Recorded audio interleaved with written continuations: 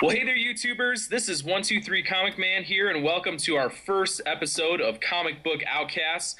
For those of you who don't know me, I run a little channel called 123 Comic Man, and I focus mainly on like X-Men books. I'm a big X-Men collector. I'm like 7 books away from completing my entire Uncanny X-Men run of comic books.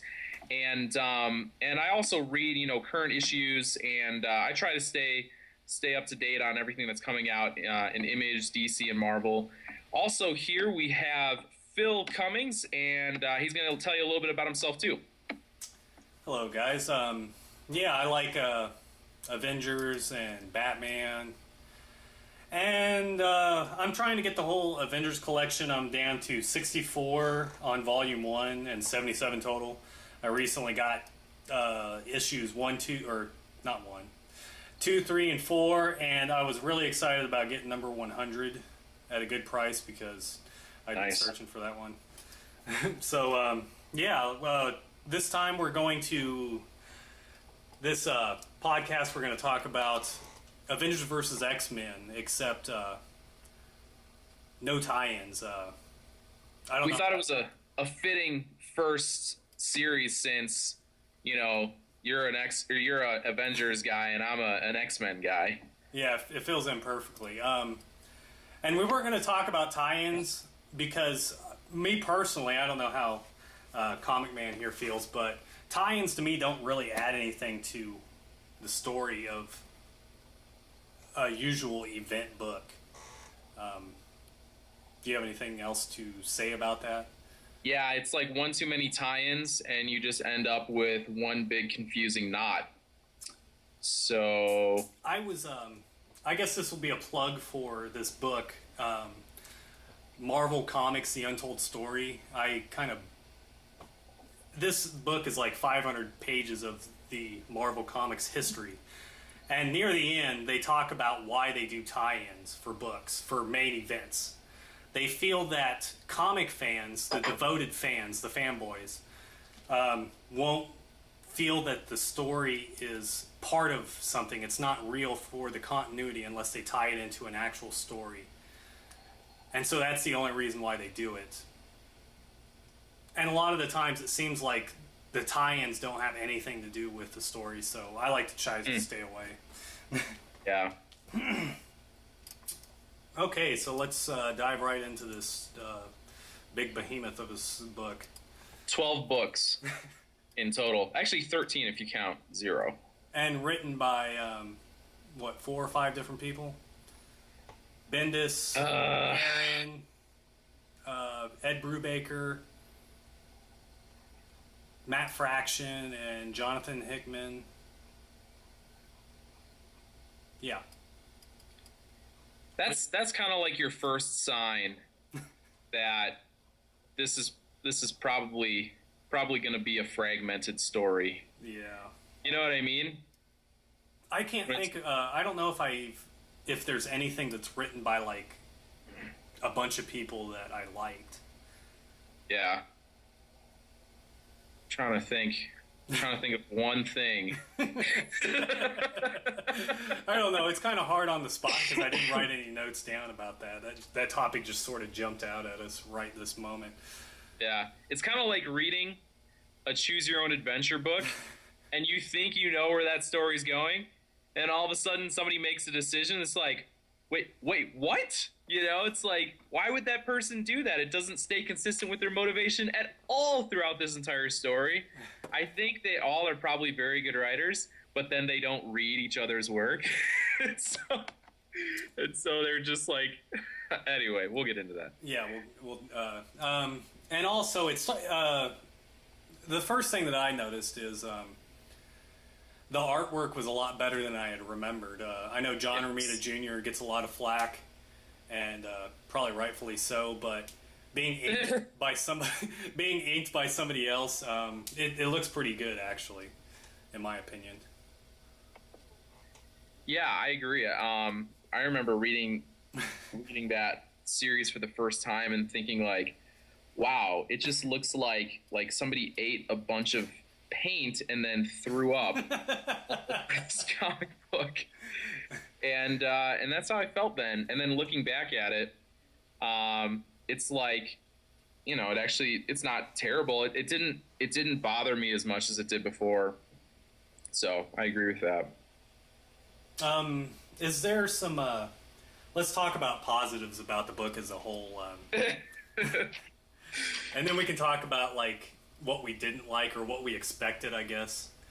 Yeah. Do you want to go first, or do you want me to go first?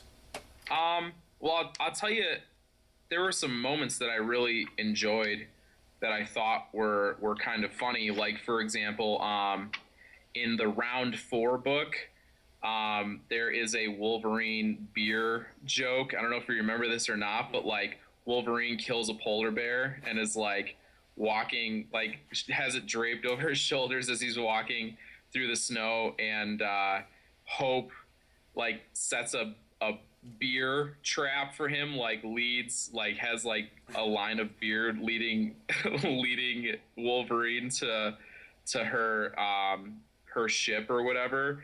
And like I just think it's funny for me because I love the Wolverine. I think he's awesome, and like people have done that type of joke 100 times, right? Like the Wolverine beer joke. I've probably heard that same joke 100 times, and it never stops being funny. I laugh every single time whenever there's a Wolverine beer joke. Yeah. So stuff like that I really enjoyed. What stuck out to you? There was quite a few things actually. I liked the first issue number 1. It ends with like a medieval epic type battle scene with Cyclops and Captain America standing there and negotiating like it's medieval type setting. Right. I thought that was cool.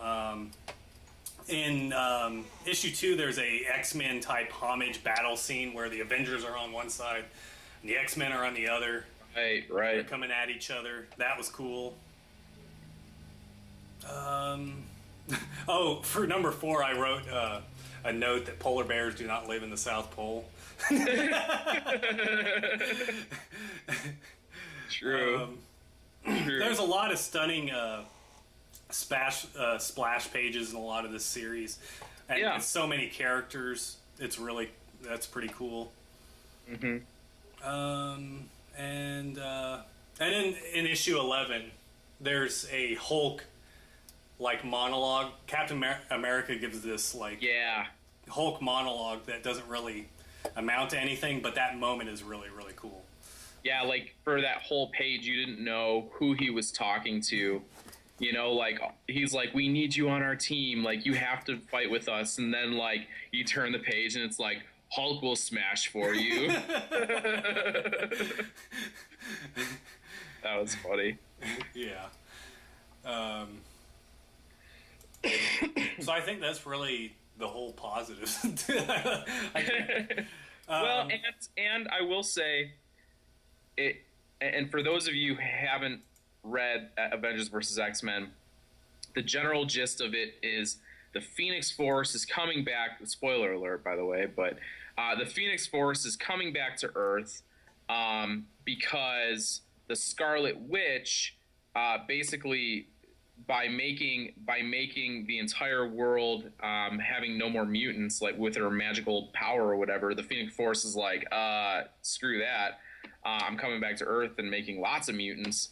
And what happens is the Phoenix Force is coming back to Earth, and then Iron Man makes this like robot that like disperses the Phoenix Force, and it ends up missing Hope, who they thought was going to be the Phoenix Force's host, and hitting Emma Frost, Magic, Colossus, and Cyclops, and they all absorb the Phoenix Force and are like, powerful phoenixes of their own. But I thought what was cool about that is that the Phoenix Force is so powerful, right? That like, had they written a story where it was just absorbed into one person and we had to read 12 rounds of them fighting the same person, it would have gotten really old really fast, right? Yes. And it would have been unrealistic. I mean, as unrealistic as comic books get, because they're already kind of unrealistic. But I mean, by dividing that Phoenix Force up, it makes it seem like, oh, they actually have a chance. You know what I mean? Like, because it's not a full forced Phoenix. I wrote it. You know what I'm saying? Yeah, yeah, I get what you're exactly saying, and they get stronger as soon as one gets beaten. Right. So even when they win, they lose. Yeah. I wrote a line for number 5 when that happened that I wanted to say. I wrote, Tony Stark forms like Voltron and creates the Jackson. I mean, Phoenix 5.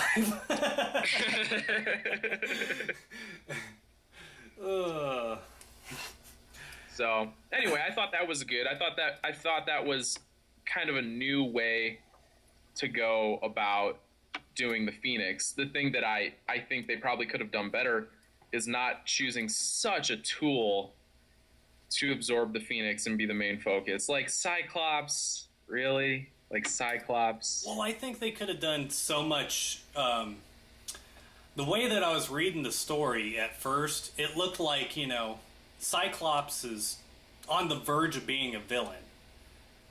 And to me, yeah, I was trying to tell whether it was him going bad or the Phoenix pulling him that way, and I couldn't really tell. Right. It seemed like they were trying to say, that the Phoenix was pulling them that way, but I didn't really get that by the way the story was being told. Yeah, and especially since before he absorbed the Phoenix, Cyclops was basically acting the same way. Like he was like, no, it's all about like mutant prosperity and like you can't take hope from us and blah blah blah. And like it was basically the same lines after he absorbed the Phoenix, except now he's just super powerful. And it's just kind of like, okay, it just seems like it would be different if we got a better sense of like, no, this is the Phoenix pulling him to be like bad, essentially. Well, you know what I'm saying? Yeah. There's a line in issue 1 or 0, I think, where Magneto, who is I don't know if he's supposed to be a good guy now or what, but he goes, you're starting to feel you're starting to sound like me when I was younger or whatever, pretty much. Uh-huh. And it's like, they're saying that he's already on the verge of being a bad guy, but now he's trying to say that it was the Phoenix, and this was before he even got taken over by the Phoenix. So. Right. And like there are very clear parallels. I mean, they even like they make it pretty obvious that they're making like a political point in this book at one point they mention Mussolini, like talking about how, because the argument is, well, the Phoenix Force is doing all this good in the world, and like somebody, I forget who it was, but somebody says, well, yeah, Mussolini kept the trains running, but it didn't make him a good guy, you know what I mean, or something like that. And like, so there's a very clear like political point that they're like trying to make, that like absolute power corrupts absolutely, and so and I think it's a good point, and I think that it drives the story. It's just I wish that absolute power corrupts absolutely point would have been more apparent with these 4 people that absorbed the Phoenix before they absorbed the Phoenix. Like show Cyclops is like wrestling with this like, do we hand hope over or do we not? So that when the Phoenix Force does take over, there's a clear shift, as opposed to like, I think this is what the Phoenix Force is doing. And they explain it later in the book, like Magic and Cyclops have like a conversation where they're like, oh, this is like changing me and blah, blah, blah. So like you do get that, but like it seems like it had to be explained later, Yeah. I don't know if you want to open up your round 7 book, but there is a very strange picture. I didn't notice it the first time I read it. It's a picture. It's a frame with Tony Stark, and if you look in the background, there's like a picture of these like. Oh, here we go. That's on this page. It's a picture. It's a frame with Tony Stark, and if you look in the background, there's like a picture of these like, oh, here we go. That's on this page. I think it's like 4 or 5 pages in. Mm-hmm. I'm on it.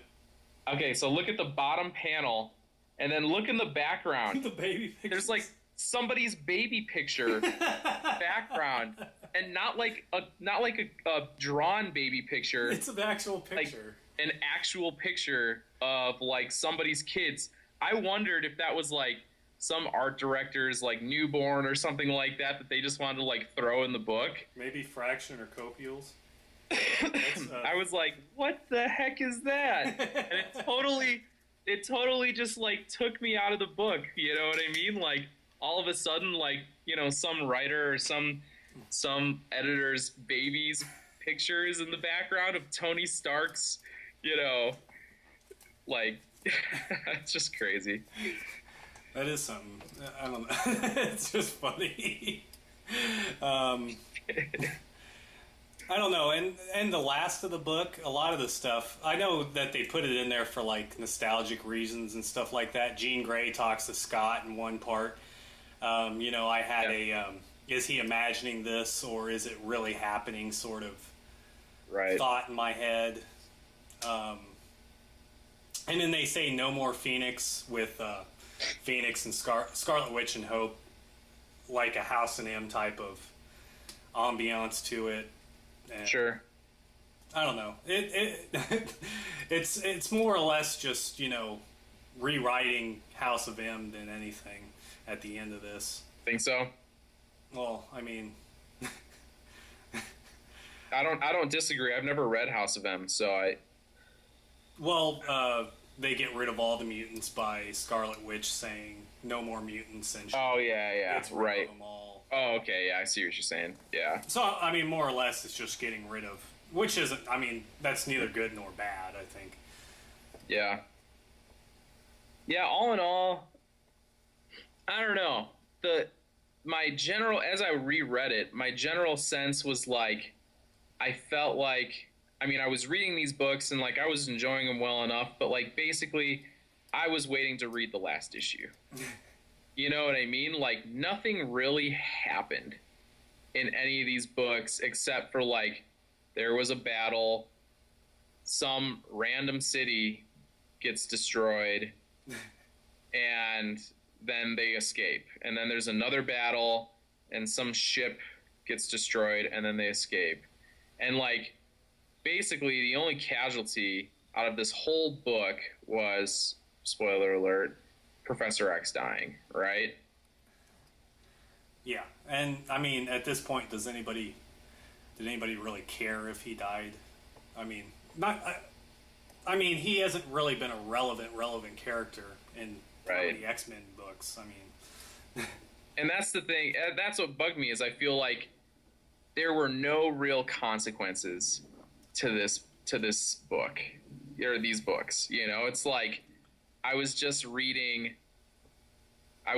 these different rounds, and I guess rounds were like a very fitting thing to call them because I felt like I was watching a boxing match. You know what I mean? Where like people keep getting knocked down, but like nothing, they keep getting back up, and like nothing really. There were no consequences to these actions, and so like I don't know. I think that's probably where the book kind of missed the mark a little bit. Was like. And I hate to say it, but like, if you're going to have a big event like this, I would have liked to have seen more people die. or I would have liked to have seen people have like serious consequences. Like, okay, what's that place that got destroyed? Like the Black Panthers. Wakanda. Yeah. So that gets destroyed, but like, they're just going to rebuild it. You know what I mean? Yeah, I do. Exactly. Well, in the new Avengers book, it's got Namor and Black Panther in it, and they're at war in the book. So. Oh, really? So, I mean, I guess they're playing off this series, but. Huh. I mean. You know what I'm saying? There's no real consequence, though. Nothing happened to Namor. Nobody did anything to him. Yeah, and like, okay, Scott Summers gets like arrested at the end of the book, basically, even though he's like not possessed by the Phoenix Force anymore. But like, I would have liked to have seen Scott Summers die. That would have been a good ending for me, somehow. Yeah. I don't know. What do you think? Uh, it's hard for. I would have liked them. I think that this would have been a good book if they would have emphasized more on whether the Phoenix was driving them. I think that's the thing that missed it with me the most is, was the Phoenix making them go bad, or was it themselves already being bad driving them? Right. Or having more ambiguity between like who's actually right, the X-Men or the Avengers. Like the writers clearly, thought that like the Avengers were in the right and the X-Men were in the wrong. They didn't push it that way that much. I know. They didn't advertise it that way. No. But like anybody who's read the books, if you're on the side of the X-Men, you're probably a serial killer. Right? And I'm an X-Men fanboy. Or just a serious fanboy that can't think for yourself. The biggest thing that I think it did was it really, at least for my side, was a lot of these Avengers that they had in the book. Some of them were not ones that you've seen in the Avenger books for a while. So there was a lot of nostalgia being thrown in between these battles with Avengers that you never see. So I mean that's the biggest positive. I don't know. I don't know that there's really Beast holds true to form, right? Yeah. Whenever something more morally ambiguous shows up, he just kind of walks away. Well, he's on this. He's a big Avenger, and he's one of the original X-Men. Yeah. And he's just like, we're not gonna. I'm not gonna be a part of this, and walks the hell out of Right. And he has done that so many times. He's done that. I don't know if you. I mean, in the Uncanny X-Men books, I know you probably haven't read a ton of them. No. He's done that probably 10 times. Whenever stuff goes down and he like doesn't know exactly what's going on, he's like, "See ya, taking a vacation." Like when it all kind of settles down, I'll be back. You know what I mean? Like he just disappears. So he actually recently walked away from the X-Men. Like I want to say a couple of years ago. Like something, I forget what it was. But something happened where he was just like, well, this is too much for my brain. See ya. So. All right. Well, I guess let's give the series a overall ranking or something. Sure. What would you go with? Are we doing it out of 10? Let's just do it out of 5, I guess. I'm just gonna cut my 10 rating in half. You can do it out of 5 or 10, and I'll do it out of 5. All right, I'll do it out of 5. Okay. I think it's really easy to be hard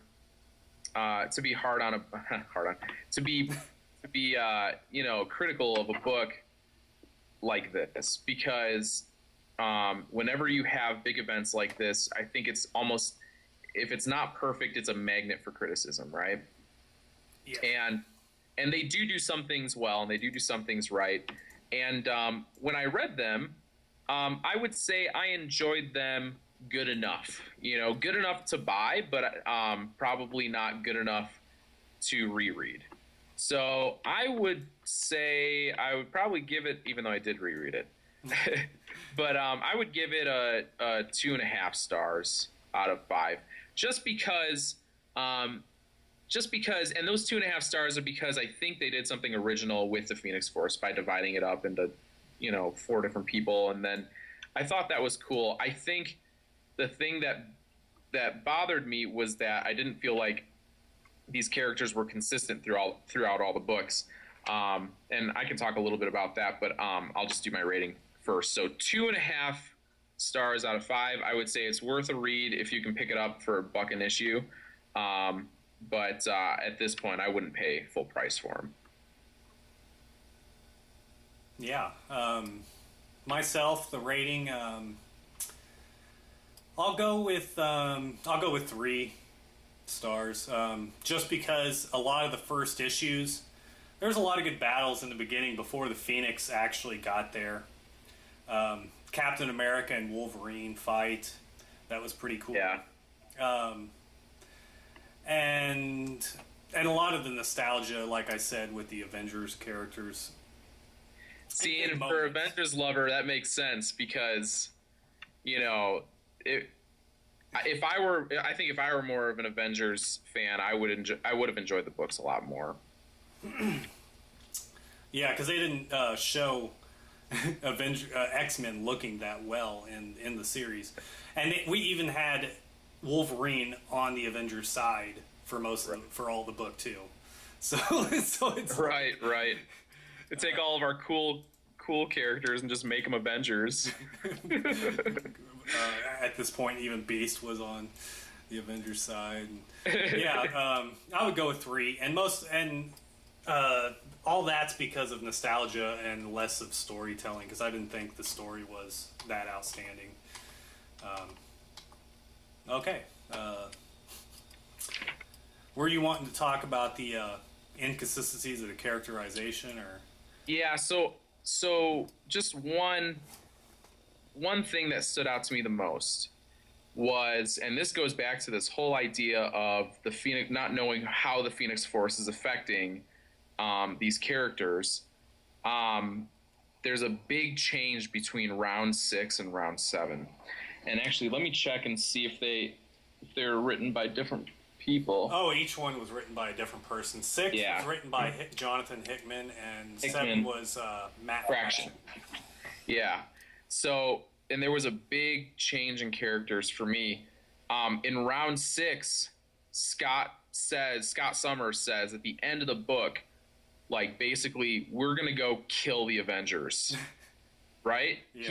Let me read exactly what he says, because it's pretty clear that, like, they're going after the Avengers and, like, it's not gonna be good. He says, I've finally figured out why it's them. Men know that regardless of their endless sins against mutants, their heroes will protect them. They will do what their leaders think need to be done. I will tolerate it no longer, Emma. It changes now. No more Avengers. I mean, that's like pretty clear that, like, you know, he's like going after him and like assuming like he's gonna kill him or something. And then, like, basically in the very next issue, he has a chance to do that. And I'm trying to think. Let me look it up real quick and see what he says. Who did they capture? Who did they?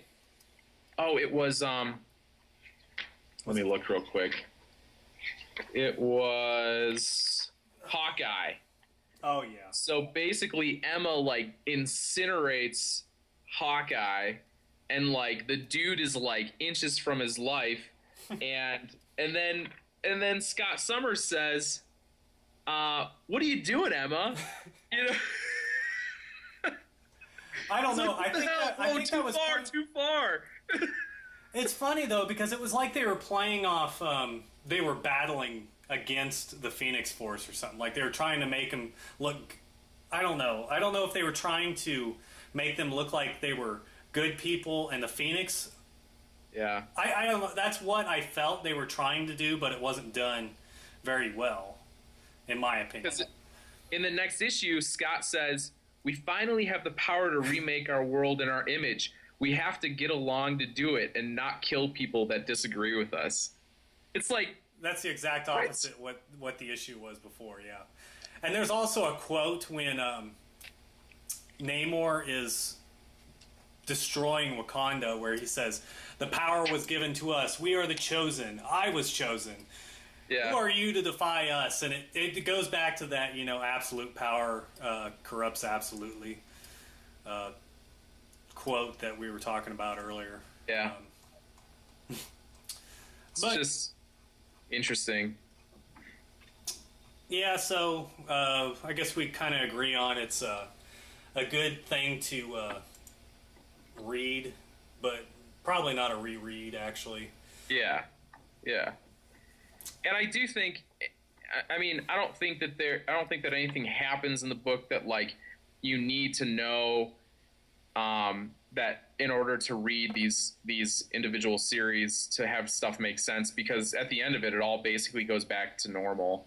You know what I mean? So like, I don't think it's like a must read if you want, you know, if you feel like, oh, I have to read this to stay in continuity. But it's fun. It's fun enough. You know, I enjoyed reading them. I think I enjoyed reading them back to back to back to back to back more than I did waiting like 2 to 4 weeks for them to come out. Yeah. So. Okay. Well, since since we didn't moving on, since we didn't like A versus X a lot, things that you could check out. The Eisners was at San Diego Comic Con yesterday, which is probably not going to be yesterday when we post this. But we will put a description. We will put the winners in the description, and I'd probably recommend checking those books out because they award-winning winners. But let's talk about books that we enjoy reading or that you should read. And yeah, I know both of us read Saga, written by Brian K. Vaughan and Fiona Staples. Saga's amazing. If you're not already reading Saga, I mean, everybody's talking about Saga, so I mean, I don't think that that's necessarily a surprising one, I guess. Saga's awesome. If you're not already reading that, you should be. I'm like looking through, you know, something that I really enjoyed was Frankenstein, Agent of Shade. I don't think it's coming out anymore. No, it was canceled. Right? They ended it. And I know why. I mean, as it went on, it got worse and worse, but I would say the first 10 issues are really good. See some of the other things. I'm reading Walking Dead right now, and I'm really enjoying that. Let's see. What else is standing out to me? I don't know. I'm kind of like picky with what I read. I really enjoyed the Aquaman New 52 books when those were coming out. I know those aren't new. I really liked the first couple of issues of Debris, and then that kind of dropped off for me. Gosh, I'm like trying to think of like a good comic that has like been able to maintain my interest. In Saga is like the book, you know what I mean? Like I'm looking through my books right now, and I'm like not finding anything where I'm like, oh, I gotta read that next week, you know? Yeah. Yeah. So that's all I got as far as old books to read. If you can find a digital copy of the original X-Men #3, really creepy scene between Professor X and Jean Grey, worth checking out. I'll put a snapshot because I got the Masterworks. You should go over to Phil's house, and you can read his Batman #66. Yes. Great issue. I'll go through what I listed some off before we started this. I love Batman, and Scott Snyder and Greg Capullo are killing it Batman wise. Also Batman and Robin. Off the top of my head, I can't remember who's on that one. All new X-Men. Bendis has revitalized the X-Men and made them awesome. I like the all new X-Men. I don't know about Uncanny. I read the first issue and didn't particularly like it, so I stopped. Me too. Ultimate Spider-Man, I feel that's a book that nobody talks about, and I really enjoy it. That's another Bendis book. Helheim, I really love Helheim. It's only a 6-issue miniseries, so the trade paperback should be coming up probably in a few months. That's a Colin Bunn and Joelle Jones book. I really like Joelle Jones' artwork. FF, Matt Fraction and Mike Allred. I like Mike Allred's art. I would say it's simple, but also has like a fun Kirby-esque type feel, in my opinion.